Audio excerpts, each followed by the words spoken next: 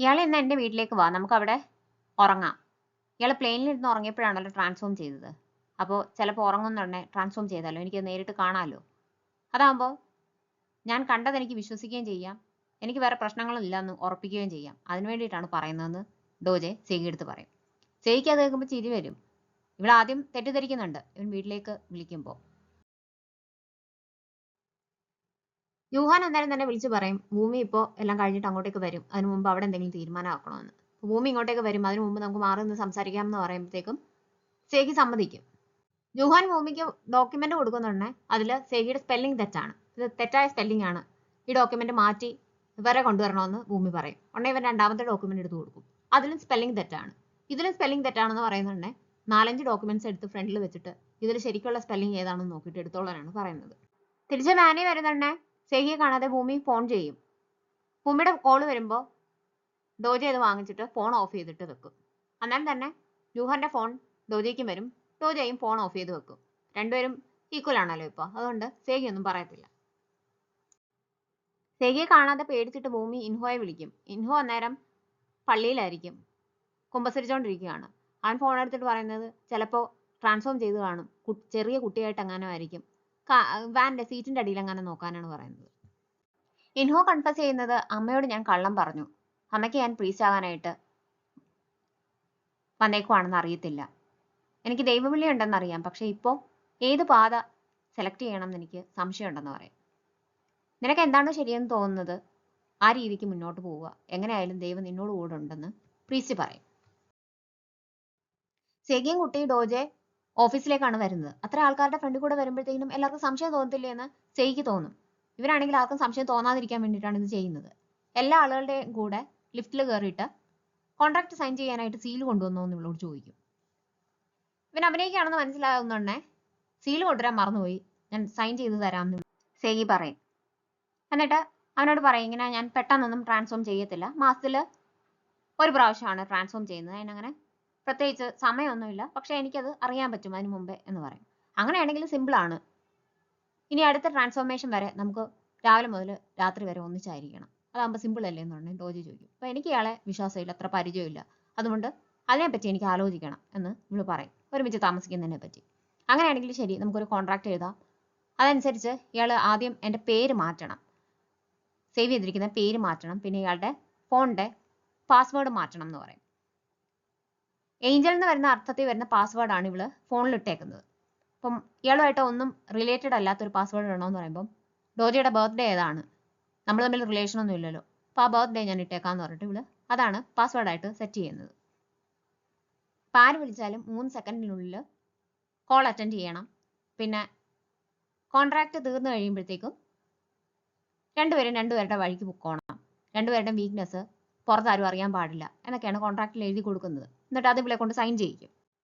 ഇവള് പുറത്തേക്ക് വരുമ്പോഴത്തേക്കിനും എല്ലാവരും ഇങ്ങനെ അന്തം വിട്ട് നോക്കിക്കൊണ്ടിരിക്കുകയാണ്, സേഗിയെ നേരിട്ട് കാണുവാണല്ലോ, അപ്പം മാനേജർ ഇല്ലാത്തതുകൊണ്ടാണ് ഇവിടെ വരേണ്ടി വന്നതെന്ന് പറഞ്ഞിട്ട് അവളെല്ലാവരും നോക്കി ചിരിച്ചിട്ട് പോകും. അറിയിക്കാതെ പോയതിനെ ഭൂമി ദേഷ്യപ്പെടും. അപ്പോൾ കാര്യം എന്താണെന്ന് സേഗി അവളോട് പറയും. കോൺട്രാക്ട് വായിച്ചു നോക്കിയിട്ട് സ്വന്തം ആയിട്ട് കുറച്ച് തിരുത്തൊക്കെ വരുത്തും സേഗി. 3 മിനിറ്റിനുള്ളിൽ ഫോൺ കോൾസ് അറ്റൻഡ് ചെയ്യണം എന്നുള്ളത് എത്രയും പെട്ടെന്ന് ചെയ്യണം നോക്കും. അത് കഴിഞ്ഞ് രണ്ടുപേരുടെയും സീക്രട്സ് ഈ ഒരു കോൺട്രാക്ട് സമയം കഴിയുന്നതാണ് രണ്ടുപേരും മറന്നേക്കണം, വേറെ ആരോടും ഇത് ഷെയർ ചെയ്യാനായിട്ട് പാടില്ല എന്നൊക്കെ തിരുത്ത് വരുത്തിയിട്ടാണ് അയച്ചു കൊടുക്കുന്നത്. ബോറടിച്ചിരുന്നതുകൊണ്ട് ഷോപ്പിങ്ങിന് വരുവാണ് സേറ. അവിടെ ചെന്നിട്ട് എനിക്ക് ഷോപ്പിങ്ങിന് കളയാൻ സമയമൊന്നുമില്ല, ഇവിടെ മുതൽ ഇങ്ങറ്റം മുതൽ അങ്ങറ്റം വരെയുള്ള എല്ലാം പാക്ക് ചെയ്തോളാൻ പറയും. എന്നിട്ട് പുറത്തേക്ക് ഇറങ്ങുന്നുണ്ടേ ഇൻഹോ ഒക്കെ വന്നിട്ട് ഒരു സാമ്പിൾ കൊടുക്കും, ഇത് പുതിയ പെർഫ്യൂമാണ്, ഒന്ന് ട്രൈ ചെയ്ത് നോക്കാനാണ് പറയുന്നത്. ഇയാൾ എന്നെ ഫോളോ ചെയ്യുകയാണെന്ന് ചോദിക്കുമ്പോൾ ഇൻഹോ പറയും എനിക്ക് തിരിച്ചാണ് തോന്നുന്നത്, ഞാൻ എവിടെയൊക്കെ ജോലിക്ക് പോകുന്നുണ്ടോ അവിടെ എല്ലാം ഇയാൾ വരുന്നുണ്ട്, അപ്പം എന്നെ ഫോളോ ചെയ്യുവാണെന്നാണ് എനിക്ക് തോന്നുന്നതെന്ന് പറയും. സേറ ഇത് വിശ്വസിക്കത്തില്ല, പക്ഷെ ശരിക്കും ഇവൻ ഒരുപാട് പാർട്ട് ടൈം ജോബ്സ് ചെയ്യുന്നുണ്ട്. ഇവക്കിത് കൊടുത്തിട്ട് ഇവൻ ഫ്രണ്ടിലേക്ക് നടന്ന് അവിടെയുള്ള പെൺകുട്ടികൾക്കൊക്കെ പെർഫ്യൂം ഒന്ന് ടെസ്റ്റ് ചെയ്ത് നോക്കാന്നൊക്കെ പറഞ്ഞിട്ട് കൊടുക്കുന്നുണ്ട്. ഇവൻ നല്ല ഹാൻസം ആയതുകൊണ്ട് പെൺകുട്ടികളെല്ലാം ഇവന്റെ ചുറ്റും കൂടി നിൽക്കുന്നുണ്ട്. ഗ്രാൻഡ് ഫാദർ ഒരു ഫാമിലി ഗെറ്റ് ടുഗദർ വെക്കും. അവിടെ വരുന്നത് സ്റ്റെപ്പ് ഫാദർ ആണ് ഡോജയുടെ, അയാളുടെ മോളാണ് സേറ. പ്രശസ്തരായ പാചകക്കാരെയൊക്കെ വിളിച്ചിട്ടാണ് അവിടെ ഡിഷസ് ഒക്കെ പ്രിപ്പയർ ചെയ്യുന്നത്. ഇത് കാണുമ്പോൾ ഇത്രയും എക്സ്ട്രാ വേഗൻ്റ് ആയിട്ട് എന്തിനാണ് വെറുതെ കാശ് കളയുന്നതെന്നാണ് ഡോജോ ചോദിക്കുന്നത്. അത് ഗ്രാൻഡ് ഫാദറിന് ഇഷ്ടപ്പെടത്തില്ല. പക്ഷെ സേറ ആണെങ്കിൽ എല്ലാം നന്നായിട്ടുണ്ടെന്നൊക്കെ പറഞ്ഞിട്ട് ഗ്രാൻഡ് ഫാദറിന് ഇഷ്ടപ്പെടുന്ന രീതിക്കാണ് സംസാരിക്കുന്നത്. കഴിഞ്ഞ ദിവസത്തെ ഫംഗ്ഷന് നീ ആ VIP തിരിച്ചറിഞ്ഞില്ല എന്നെനിക്ക് മനസ്സിലായി. ഭാഗ്യത്തിന് വേറൊരാൾ ഇടപെട്ടതുകൊണ്ട് പ്രത്യേകിച്ചൊന്നും സംഭവിച്ചില്ല. പിന്നെ നീ ഇങ്ങനെയൊക്കെ കാണിച്ചാൽ എനിക്ക് പ്രശ്നമൊന്നുമില്ല. ഞാൻ ധൈര്യമായിട്ട് എൻ്റെ ബിസിനസ് എല്ലാം സേറെ ഏൽപ്പിക്കുമെന്ന് ഗ്രാൻഡ് ഫാദർ പറയും. അന്നേരം സേറ ഞാനാണെങ്കിൽ ഒരു പുതിയ ഫ്ലൈറ്റ് വാങ്ങിച്ചു, വളരെ കുറഞ്ഞ പൈസയ്ക്കാണ് വാങ്ങിച്ചത് എന്ന് പറയുന്നുണ്ടേ ഗ്രാൻഡ് ഫാദറിന് ഇഷ്ടപ്പെടും. അപ്പോൾ പക്ഷേ ഡോജ ചോദിക്കും അതിന് ടൈം സ്ലോട്ട് എവിടെയെന്ന് ചോദിക്കുമ്പോൾ ഡോജയുടെ ഫ്ലൈറ്റ്സിൻ്റെ ടൈം സ്ലോട്ട് ബോറോ ചെയ്യുവാണെന്നും സേറ പറയും. കുഴപ്പമില്ല, എനിക്ക് സന്തോഷമേ ഉള്ളൂ. സേറയ്ക്ക് എപ്പോഴും ഞാൻ അങ്ങോട്ട് എല്ലാ കാര്യങ്ങളും തന്നാണ് ശീലം. എനിക്ക് ആളുകൾക്ക് സഹായം ചെയ്യുന്നത് ഇഷ്ടമാണെന്ന് ഡോജെ പറയും. ഇത് സേറയ്ക്ക് ഇഷ്ടപ്പെടത്തില്ല. അവൾ എന്നിട്ട് എല്ലാവർക്കും ഗിഫ്റ്റ്സ് ഒക്കെ കൊണ്ടുവന്നിട്ടുണ്ടായിരുന്നു. അതെല്ലാവർക്കും കൊടുക്കും. ഗ്രാൻഡ് ഫാദറിനൊക്കെ അത് ഇഷ്ടപ്പെടുന്നുണ്ട്. ഡോജയ്ക്ക് അവൾ കൊടുക്കുന്നത് ഒരു ഫിഷിനെയാണ്. ഓഫീസിൽ ഫിഷ് ഉണ്ടെന്ന് എനിക്കറിയാം. മീനിനെ ഭയങ്കര ഇഷ്ടമാണെന്ന് തോന്നുന്നു, അതുകൊണ്ടാണ് ഞാനിത് തന്നതെന്ന് പറയും. അപ്പം ശരി, വേറെ ഇനി പ്രത്യേകിച്ചൊന്നും സംസാരിക്കാനില്ലല്ലോ, ഞാൻ പോവുകയാണെന്ന് പറഞ്ഞിട്ട് ഡോജ എഴുന്നേൽക്കുമ്പോൾ അമ്മ അവൻ്റെ കൂടെ ചെല്ലും. ടേബിളിൽ സേറയും അച്ഛനും തന്നെ ആവുമ്പോൾ അച്ഛൻ അവളോട് പറയും, നീ ഇങ്ങനെ ഇത്രയും എഫേർട്ട് ഒന്നും ഇടണ്ട, ആ ഫാമിലി റെക്കഗ്നൈസ് ചെയ്യാൻ വേണ്ടിയിട്ട് ഇങ്ങനെ ഒരുപാട് കഷ്ടപ്പെടേണ്ട ആവശ്യമൊന്നുമില്ല എന്ന് പറയുമ്പോഴത്തേക്കിനും അച്ഛൻ രണ്ടാമത് കല്യാണം കഴിഞ്ഞപ്പോൾ ഒരു ബാഗേജ് എന്ന നിലയിലാണ് ഞാൻ ഇവിടേക്ക് വന്നത്. അതുകൊണ്ട് തന്നെ അവരെന്നെ അക്നോളജ് ചെയ്യുക എന്നുള്ളത് എൻ്റെ ആവശ്യമാണ്. ഞാൻ ഒരു രീതിക്കും റിലേറ്റഡ് അല്ലാത്ത ഒരു ഫാമിലിയിലേക്ക് ഫിറ്റ് ഇൻ ചെയ്യാനായിട്ട് ശ്രമിക്കുന്ന എൻ്റെ ശ്രമങ്ങളായിട്ട് ഇതൊക്കെ കണ്ടാൽ മതി എന്നാണ് അവൾ പറയുന്നത്. ഡോജ അമ്മയും കൂടെ നടക്കുമ്പോൾ അവൻ അമ്മയോട് ചോദിക്കും സ്റ്റെപ്പ് ഫാദറിൻ്റെ കൂടെ ഹാപ്പി ആണോ എന്ന്. സ്റ്റെപ്പ് ഫാദറിൻ്റെ കൂടെ ഹാപ്പിയാണ്, ഞാൻ ആഗ്രഹിച്ച പോലെയുള്ളൊരു ലൈഫ് ഇപ്പോഴാണ് കിട്ടിയതെന്ന് അമ്മ പറയും. ഡോജയുടെ അച്ഛനെ പോട്ടറി മാത്രമേ ഇഷ്ടമുണ്ടായിരുന്നുള്ളൂ, ഒരിക്കലും ഒരു നല്ല ഹസ്ബൻഡ് അല്ലായിരുന്നു എന്നും അമ്മ പറയും. ഒരു നല്ല ഹസ്ബൻഡ് മാത്രമല്ല, നല്ലൊരു അച്ഛനും അല്ലായിരുന്നു എന്ന് ഉടനെ ഡോജയും തിരിച്ചു പറയും. സെയ്ഗി ഒരു ഇന്റർവ്യൂ അറ്റൻഡ് ചെയ്യുകയാണ്. ഇന്റർവ്യൂ തീരാറാവുന്നുണ്ട്. ഇന്റർവ്യൂർ അവളോട് ചോദിക്കും, ഡയറക്ടർ ലീ തിരിച്ചു വന്നല്ലോ, പുതിയ സിനിമ എടുക്കാനായിട്ട് പോവുകയാണ്, അതിൽ നായിക സെയ്ഗി ആയിരിക്കുമെന്ന്. സെയ്ഗി ഇത് അറിഞ്ഞിട്ടുണ്ടായിരുന്നില്ല. അത് കഴിയുമ്പോൾ ഭൂമിയെ മാറ്റി നിർത്തിയിട്ട് ചോദിക്കും, എന്തുകൊണ്ട് ഡയറക്ടർ ലീ വന്ന കാര്യം എന്നോട് പറഞ്ഞില്ല? നമുക്ക് ഡയറക്ടറിനെ ഒന്ന് വിളിക്കണം എന്ന് പറഞ്ഞാൽ ഭൂമിയെ നിർബന്ധിക്കും. ഞാൻ വിളിച്ചായിരുന്നു, സെയ്ഗിയെ കാണണ്ട, സെയ്ഗി എടുത്ത് സംസാരിക്കേണ്ടെന്ന് ഡയറക്ടർ ലീ പറഞ്ഞു, അതുകൊണ്ടാണ് സെയ്ഗി അറിയിക്കാനെന്ന് ഭൂമി പറയും. സേറ കൊണ്ടുവന്ന് ഫിഷ് ടാങ്കിലിടും ഡോജെ. ഇത് കാണുന്നുണ്ടെ യൂഹാൻ ചോദിക്കും അത് ആര് തന്നാണെന്ന്. സേറ തന്നാണെന്ന് പറയുമ്പോൾ കളിയായിട്ട് ഇവൻ ബാക്കിലേക്ക് മാറിയിട്ട്, ബോംബെങ്ങാനും കാണുമോ? ഇതെങ്ങനെ പൊട്ടിത്തെറിച്ച് എനിക്ക് എന്തെങ്കിലും പറ്റുവാണെങ്കിൽ ബാക്കി കാര്യങ്ങളൊക്കെ നോക്കണം, ശരിക്കൊന്ന് സൂക്ഷിച്ച് നോക്കിക്കോ, അല്ലെന്തെങ്കിലും റെക്കോർഡിംഗ് ഡിവൈസ് കാണും എന്നൊക്കെ വാൺ ചെയ്യുന്നുണ്ട് ഡോജയെ. സേറ ഓഫീസിലിരുന്ന് ഫിഷ് മാത്രമായിട്ട് കൊടുക്കണ്ടായിരുന്നു, എന്തെങ്കിലും ബഗ്ഗിംഗ് ഡിവൈസ് വെച്ചിട്ട് കൊടുത്താൽ മതിയായിരുന്നു ഡോജയ്ക്ക്, മണ്ടത്തരമായിപ്പോയി എന്നൊക്കെ വിചാരിച്ചുകൊണ്ടിരിക്കുകയാണ്. അന്നേരം പുറത്തൊരു ബഹളം കേൾക്കും. സെക്രട്ടറിയുടെ അടുത്ത് ആരോ വന്നിട്ട് സേറെ കാണണം, അകത്ത് കയറണം എന്നൊക്കെ പറയുകയാണ്. സെക്രട്ടറി പറയുന്നുണ്ട്, എൻ്റെ തന്നാൽ മതി, എന്താണെന്ന് എന്നോട് പറഞ്ഞാൽ മതി എന്ന്. ഇതൊന്നും കേൾക്കാതെ ഒരു ഡെലിവറി ബോയ് അകത്തേക്ക് കയറി വരും. സേറയാണോ എന്ന് ചോദിക്കും. അതെ, ഞാൻ സേറയാണെന്ന് പറയുമ്പോൾ ID കാണിക്കണം എന്ന് പറയും. കൊറിയർ അല്ലേ, ഇവിടെ വെച്ചിട്ട് പൊക്കോളൂ, ഞാൻ സൈൻ ചെയ്ത് തരാമെന്ന് പറയുമ്പോഴത്തേക്കും ഇല്ല, ID കണ്ട ആളെ കൺഫേം ചെയ്താലേ ഞാൻ ഡെലിവറി ചെയ്യാറുള്ളൂ എന്ന് പറയും. ഇവളുടനെ ID എടുത്ത് കാണിക്കും. എന്നെക്കാട്ടി മൂത്ത ആളാണല്ലേ എന്ന് ചോദിച്ചുകൊണ്ട് ഇവൻ ഹെൽമെറ്റ് മാറ്റുമ്പോൾ അത് ഇൻഹോയാണ്. ഇയാൾ മനഃപൂർവ്വം എന്നെ ഫോളോ ചെയ്ത് വരുവാണോ എന്ന് ചോദിക്കുമ്പോൾ ഇല്ല, ഇത് യാദൃശ്ചികമായിട്ട് സംഭവിച്ചു പോയതാണ്, ഇത് എൻ്റെ വേറൊരു പാർട്ട് ടൈം ജോബാണ്, അപ്പം ഞാൻ വന്നപ്പോൾ ഇവിടെ ആയി പോയതാണ് എന്ന് പറഞ്ഞിട്ടാണ് ഇവൻ തിരിച്ചു പോകുന്നത്. കൊറിയർ കൊടുത്തിട്ട് തിരിച്ചു പോകും. സെയ്ഗിയുടെ വിഷമം കണ്ട് ഭൂമി ഡയറക്ടർ ലീയുടെ പുതിയ സിനിമയുടെ സ്ക്രിപ്റ്റ് അവ കൊണ്ടുവന്ന് കൊടുക്കും. അത് കിട്ടുമ്പോൾ സെയ്ക്ക് വലിയ സന്തോഷമാവും. പക്ഷെ അന്നേരം ഭൂമി പറയും, അൺഒഫീഷ്യലി കാസ്റ്റിനെയൊക്കെ ഡിസൈഡ് ചെയ്ത് കഴിഞ്ഞു, സെയ്ക്ക് ചാൻസ് ഇല്ല, നമ്മുടെ കയ്യിൽ വേറെ എത്രയോ സ്ക്രിപ്റ്റ് ഇരിപ്പുണ്ട്, നമുക്ക് അതെങ്ങാനും നോക്കിയിട്ട് അതിൽ നിന്നൊന്ന് ഡിസൈഡ് ചെയ്താൽ പോരെന്ന് ചോദിക്കുമ്പോൾ സെയ്ഗ് ചോദിക്കും, ഭൂമിക്കറിയാലോ ഞാൻ സിനിമയിലേക്ക് വന്നത് തന്നെ അദ്ദേഹം കാരണമാണ്, അദ്ദേഹമാണ് എന്നെ കണ്ടെത്തിയത്, അദ്ദേഹത്തിൻ്റെ സിനിമയിലാണ് ഞാൻ ആദ്യമായിട്ട് അഭിനയിക്കുന്നത്, ഇന്നത്തെ സെയ്ഗ് എന്തെങ്കിലും ആയിട്ടുണ്ടെങ്കിൽ അത് അദ്ദേഹം കാരണമാണ്, അതുകൊണ്ട് തന്നെ എനിക്ക് അദ്ദേഹത്തെ പോയി കാണണം. വർഷങ്ങൾ കൂടുമ്പോൾ ഒരു സിനിമയാണ് ഡയറക്ടർ ലീ എടുക്കുന്നത്, 10 വർഷത്തിലൊരിക്കലൊക്കെയാണ് സിനിമ എടുക്കുന്നത്. ഇപ്പോൾ കൊറിയയിലേക്ക് വന്നേക്കുകയാണ്. ഇനി ഒരു 10 വർഷം കഴിഞ്ഞ് അദ്ദേഹം സിനിമ എടുക്കാൻ വരുമ്പോൾ ഞാൻ ഏത് അവസ്ഥയിലായിരിക്കും എങ്ങനെയായിരിക്കും എന്നൊന്നും അറിയാനായിട്ട് പറ്റത്തില്ല, ഇതെൻ്റെ ചാൻസ് ആണ്, എന്ത് വന്നാലും അദ്ദേഹത്തെ പോയി മീറ്റ് ചെയ്യണം എന്ന് പറയും. സെയ്ഗി ചെല്ലുമ്പോൾ ഡയറക്ടറുടെ ഓഫീസിലെ ആൾക്കാർ സെയ്ഗിയെ തടയും.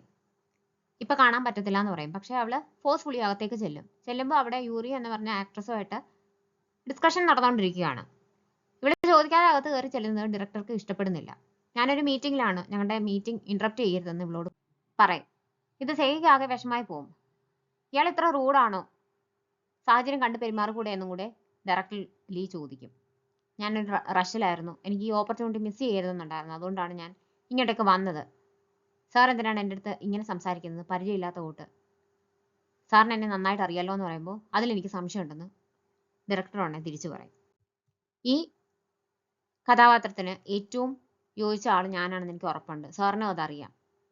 എനിക്ക് ഈ ഒരു ചാൻസ് തരണം, എനിക്കിതിൽ അഭിനയിക്കാൻ ആഗ്രഹമുണ്ടെന്ന് ഇവള് പറയുന്നുണ്ടേ. ഞാൻ ഓൾറെഡി വേറെ ആൾക്കാരെ തീരുമാനിച്ചു കഴിഞ്ഞു. പിന്നെ എനിക്കറിയാവുന്ന ആളല്ല ഇയാൾ, ഒരുപാട് മാറിപ്പോയി എന്ന് എനിക്കറിയാം. അങ്ങനെ ഒരാളെ എനിക്ക് പരിഗണിക്കണമെന്ന് തോന്നുന്നില്ല എന്ന് ഡയറക്ടർ പറയുമ്പോൾ, ഞാൻ മനഃപൂർവ്വം അല്ല മാറിയത്, അതങ്ങനെ ആയിപ്പോയതാണെന്ന് പറഞ്ഞിട്ട് ഇവള് അവിടെ നിന്ന് ബഗ് ചെയ്യും, എനിക്ക് ഈ ഒരു അവസരം തരണം എന്ന് പറഞ്ഞിട്ട്. എനിക്ക് സമയമില്ല, ഇവിടെ ഡിസ്കഷൻ നടന്നുകൊണ്ടിരിക്കുകയാണ്, പുറത്തേക്ക് പോകാനായിട്ട് ഡയറക്ടർ പറയും. ഇവളെ എഴുന്നേക്കത്തില്ല, സ്വന്തമായിട്ട് തോന്നിയാൽ മാത്രമേ പോകത്തുള്ളൂ. തനിക്ക് തോന്നുമ്പോൾ തോന്നുകൂട്ട് ചെയ്യുന്ന ഒരു സ്വഭാവമാണല്ലോ, എൻ്റെ അടുത്തും അത് കാണിക്കുവാണോ എന്ന് ഡയറക്ടർ ചോദിക്കും. ഇവളാണെങ്കിലും പോകുന്നതിന് മുമ്പേ പോർട്ട്ഫോളിയോ കൊടുത്തിട്ടാണ് പോകുന്നത്. ഇയാൾ അത് നോക്കുന്ന പോലുമില്ല. അസിസ്റ്റൻ്റിൻ്റെ അടുത്ത് അത് മാറ്റി വെക്കാനാണ് പറയുന്നത്. ഭൂമിയാണ് ഇവളെ പിടിച്ച് എഴുന്നേൽപ്പിച്ച് കൊണ്ടുപോകുന്നത്. അന്ന് രാത്രി ഇവർ മൂന്നുപേരും കൂടെ സംസാരിച്ചുകൊണ്ടിരിക്കുമ്പോൾ സേഗി പറയും, ഞാൻ പിറ്റിഫുൾ ആയിട്ടാണ് അവിടെ പെരുമാറിയതെന്ന് എനിക്കറിയാം, പക്ഷേ എനിക്ക് വേറെ നിവൃത്തിയില്ലായിരുന്നു. ഡയറക്ടർ പോലും എന്നെ ആ രീതിക്കാണ് മനസ്സിലാക്കി വെച്ചേക്കുന്നത്. നേരത്തെ ഞാൻ വിചാരിച്ചിരുന്നത് ആളുകളൊക്കെ എന്നെ തെറ്റിദ്ധരിച്ചു എന്നാണ്, പക്ഷേ എല്ലാവരും എന്നെ പറ്റി ഒരേപോലെ കാര്യങ്ങൾ പറയുമ്പോൾ എനിക്ക് തോന്നുന്നു ഞാനും മാറിയിട്ടുണ്ടെന്ന്, ഞാനൊരു അഹങ്കാരിയായിട്ട് മാറിയിട്ടുണ്ടെന്നാണ് എനിക്ക് തോന്നുന്നൊക്കെ പറഞ്ഞിട്ട് അവളിങ്ങനെ സങ്കടപ്പെട്ടിരിക്കുമ്പോൾ ഇൻഹോയും ഭൂമി അവളുടെ അടുത്ത് പറയും, അവള് മാറിയിട്ടില്ല, പണ്ട് മുതലേ അവൾ ഇങ്ങനെ തന്നെയായിരുന്നു. അവർക്കറിയാവുന്ന തൊട്ട് വേറൊരാൾക്കും അവളെ പറ്റി അറിയത്തില്ലല്ലോ. പിന്നെ ഇങ്ങനെ ഒരു സാഹചര്യം ഉണ്ടായിപ്പോയി, അപ്പൊ സ്വാഭാവികമായി എല്ലാവരും തെറ്റിദ്ധരിക്കുക, അതിനിപ്പോൾ നമുക്കൊന്നും ചെയ്യാൻ പറ്റത്തില്ലല്ലോ എന്ന് പറയും. റിവൈസ് ചെയ്ത കോൺട്രാക്ട് സേഗി അയച്ചത് ഇങ്ങനെ വായിച്ചുകൊണ്ടിരിക്കുകയാണ് ഡോജെ. അന്നേരം ഒരു കോള് വരും. എടുക്കണോ വേണ്ടയോ എന്നൊക്കെ ഇങ്ങനെ സംശയിച്ചിരിക്കുന്നുണ്ട്. കോൺട്രാക്റ്റിൽ എഴുതിയിട്ടുണ്ടല്ലോ എത്രയും പെട്ടെന്ന് ഫോൺ കോൾ അറ്റൻഡ് ചെയ്യണമെന്ന്, അതുകൊണ്ട് തന്നെ ഇവൻ അറ്റൻഡ് ചെയ്യും. അപ്പോൾ കുടിച്ചിട്ട് വന്നിട്ട് സേഗിക്ക് ബോധമില്ല, ഇവനെ വിളിച്ചിട്ട് കരയുകയാണ്. ഡയറക്ടർ ലീ പുതിയ സിനിമ എടുക്കാൻ പോവുകയാണ്, എന്നെ അതിൽ അഭിനയിപ്പിക്കുന്നില്ല, എനിക്ക് അച്ഛനെ പോലെ ആയിരുന്നു, പക്ഷേ എന്നോട് ഇപ്പോൾ ഭയങ്കര ദേഷ്യമാണ്. ഈ സിനിമ ക്ലോൺസിനെ പറ്റിയാണ്, എനിക്കത് നന്നായിട്ട് ചെയ്യാൻ പറ്റുമെന്ന് എനിക്കറിയാം, സിനിമ ക്യാൻസൽ പോകുമെന്ന് എനിക്കറിയാം, എനിക്ക് അവിടെ പോകണമെന്ന് വലിയ ആഗ്രഹമായിരുന്നു, ഇനി എനിക്കിങ്ങനെ അവസരം കിട്ടത്തില്ല എന്നൊക്കെ പറഞ്ഞ് കരച്ചിലാണ്. ഇവൻ ഫോൺ വെക്കാനായിട്ട് തുടങ്ങുമ്പോഴത്തേക്കിനും, ഇല്ല ഞാൻ കാണിച്ചു തരാം, എനിക്ക് നന്നായിട്ട് അഭിനയിക്കാൻ അറിയാം, പല പല വേഷങ്ങളാണ് ചെയ്യേണ്ടത്, അതൊക്കെ എനിക്ക് ചെയ്യാൻ അറിയാമെന്ന് പറഞ്ഞിട്ട് ഇവളിങ്ങനെ ഓരോരോ വേഷമായിട്ട് ഓരോരോ കഥാപാത്രമായിട്ട് ഇങ്ങനെ മാറി അവൻ്റെ ഫ്രണ്ടിൽ ഇങ്ങനെ അഭിനയിച്ചൊക്കെ കാണിക്കും. എന്നിട്ട് ഞാൻ നന്നായിട്ട് ചെയ്തിട്ടില്ലേന്ന് ചോദിക്കുമ്പോഴത്തേനും ഇവൻ പോയി കിടന്ന് ഉറങ്ങാനായിട്ട് പറഞ്ഞിട്ട് ഫോൺ കട്ട് ചെയ്യും. ഇവളാകെ പകുതി ബോധേ ഉള്ളൂ, പക്ഷെ ഫോൺ കട്ട് ചെയ്തെന്ന് അറിയുമ്പോഴത്തേക്കിനും അവൾക്ക് സങ്കടമാവും. അങ്ങനെ കിടന്ന് ഉറങ്ങിപ്പോവും. പിറ്റേ ദിവസം രാവിലെ സേറയും യൂഹാനും കൂടെ മീറ്റ് ചെയ്യുകയാണ്. എന്തുകൊണ്ടാണ് ഡോജയുടെ കൂടെ നിൽക്കുന്നത്, ഞാൻ കൂടുതൽ പൈസ തരാം, എൻ്റെ കൂടെ വരാനായിട്ട് പറയും. അപ്പം എനിക്ക് പൈസയോട് വലിയ താല്പര്യമില്ല എന്ന് പറയുന്നുണ്ട്. പിന്നെ എന്തിനാണ് ഞാൻ വിളിച്ചപ്പോൾ വന്നതെന്ന് ചോദിക്കും. ഫ്രീ ആയിട്ട് ബ്രേക്ക്ഫാസ്റ്റ് കിട്ടുമല്ലോ, എൻ്റെ ഒരു സീനറി വിളിച്ചപ്പോൾ അതുകൊണ്ട് ഞാൻ വന്നതാണെന്നാണ് യൂഹാൻ പറയുന്നത്. അന്നേരം അവന് ഡോജയുടെ ഒരു കോള് വരും, അത്യാവശ്യമായിട്ട് ഒരു കാര്യം ചെയ്യണമെന്ന് പറഞ്ഞിട്ടാണ് വിളിക്കുന്നത്. അപ്പം യൂഹാൻ നല്ല ലോയലാണ്, അവൻ്റെ അടുത്ത് ഒരു കാര്യങ്ങളും നടക്കത്തില്ല എന്ന് സേറയ്ക്ക് മനസ്സിലാവും. രാവിലെ സേഗി എഴുന്നേക്കുന്ന ഉടനെ തലേദിവസം ഡോജയാണ് വിളിച്ചേക്കുന്നതൊക്കെ ഫോൺ കാണുമ്പോൾ മനസ്സിലാവും. അവൾക്കാകെ നാണക്കേടാവും, എങ്ങനെ ഇനി ഫേസ് ചെയ്യുമെന്ന് ആലോചിച്ചുകൊണ്ടിരിക്കുമ്പോൾ അവൻ്റെ കോള് വരും. പെട്ടെന്ന് തന്നെ മീറ്റ് ചെയ്യണം എന്ന് പറഞ്ഞിട്ടാണ് വിളിക്കുന്നത്. അപ്പോൾ കോൺട്രാക്റ്റിൽ ഇവള് തന്നെയാണ് എഴുതി ചേർത്തേക്കുന്നത്, ഒരാൾക്ക് മീറ്റ് ചെയ്യണം എന്ന് പറയുമ്പോഴത്തേക്കിനും എന്തായാലും മീറ്റ് ചെയ്തിരിക്കണം, എന്തെങ്കിലും ആവശ്യം കാണും, രണ്ടുപേരും ആ ഒരു സഹകരണ മനോഭാവത്തോടു കൂടി വേണം മുമ്പോട്ട് പോകാൻ എന്നുള്ളത്. അവിടെ നിവൃത്തിയില്ലാതെ ഇവള് ചെല്ലും. ഷോപ്പിംഗ് മോളിലേക്കാണ് വിളിച്ചുകൊണ്ട് പോകുന്നത്. അവിടെ ചെല്ലുമ്പോൾ ആരും ഇല്ല. അപ്പോൾ ഇതെന്താ ആരും ഇല്ലാത്തതെന്ന് ചോദിക്കുമ്പോൾ ഞാനിത് മുഴുവൻ ബുക്ക് ചെയ്തതാണ്, അങ്ങനെയാണ് ഷോപ്പ് ചെയ്യാനായിട്ട് വന്നതെന്ന് ഇവൻ പറയും.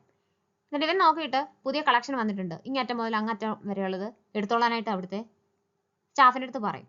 ഇത് കണ്ടിട്ട് ഇവളും അത് തന്നെ പറയുമ്പോഴത്തേക്കും സ്റ്റാഫ് പറയും, നേരത്തെ വിളിച്ച് ബുക്ക് ചെയ്താലേ ഇവിടെ ഇങ്ങനെ പറ്റത്തുള്ളൂ എന്ന് പറയുമ്പം ഞാൻ ചെയ്യുകയാണെന്ന് ഇവള് അങ്ങോട്ട് പറയും. അപ്പോൾ ആയിക്കോട്ടെ, ആരായാലും ബുക്ക് ചെയ്താലേ നമുക്ക് ഡെലിവറി ചെയ്യാനായിട്ട് പറ്റത്തുള്ളൂ എന്ന് പറയും. അപ്പോൾ മനഃപൂർവ്വം നാണം കെടുത്താനായിട്ട് വിളിച്ചുകൊണ്ട് വന്നതാണോ എന്നാണ് സേഗിക്ക് സംശയം. ഇവൻ പറയും, ഇവിടെ ഇങ്ങനെ ഷോപ്പ് ചെയ്തുകൊണ്ട് നിൽക്കാനുള്ള സമയമൊന്നും ഇല്ല എന്ന് പറഞ്ഞിട്ട് ഫ്ലൈറ്റ് ടിക്കറ്റ് കൊടുക്കും, പെട്ടെന്ന് തന്നെ പോകാനായിട്ട് പറയുമ്പോൾ ഇവളിങ്ങനെ നോക്കും, എന്താ സംഭവം എന്ന് മനസ്സിലാവത്തില്ല. ഡയറക്ടർ ലീ ആ ഫ്ലൈറ്റിൽ ട്രാവൽ ചെയ്യുന്നുണ്ട്. അപ്പോൾ എത്രയും പെട്ടെന്ന് പോയി കാണണം, എന്തെങ്കിലും സംസാരിക്കാനുണ്ടെങ്കിൽ സംസാരിക്കാനായിട്ടാണെന്ന് ഇവൻ പറയും. പിന്നെ ഞാനിത് ചെയ്യുന്നത് ഹെൽപ്പായിട്ടൊന്നുമല്ല, നമ്മൾ ബിസിനസ് പാർട്ട്നേഴ്സ് ആണ്, അപ്പം അതുകൊണ്ട് ഞാൻ ചെയ്തതേ ഉള്ളൂ എന്ന് പറഞ്ഞിട്ടാണ് പറഞ്ഞു വിടുന്നത്. ഇവൾ അന്നേരം തന്നെ അവിടുന്ന് ഓടി ഇറങ്ങി ടാക്സി വിളിച്ച് എയർപോർട്ടിൽ പോകും. ഡയറക്ടർ ഈ ഫ്ലൈറ്റിൽ കയറുമ്പോൾ ബിസിനസ് ക്ലാസ്സിലേക്ക് ടിക്കറ്റ് അപ്ഗ്രേഡ് ചെയ്തിട്ടുണ്ട്. അവിടെ ചെല്ലുമ്പോൾ സേഗി അവിടെ നിൽപ്പുണ്ട്.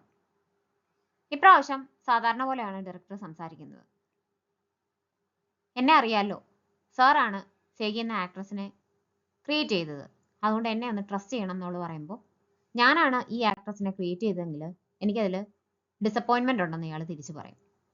ഞാൻ അറിയുന്ന സേഗി ഇതല്ല എന്ന് പറഞ്ഞിട്ട് അയാൾ തിരിച്ച് ബുക്ക് ചെയ്തിരുന്ന സ്ഥലത്തേക്ക് തിരിച്ചു പോകും.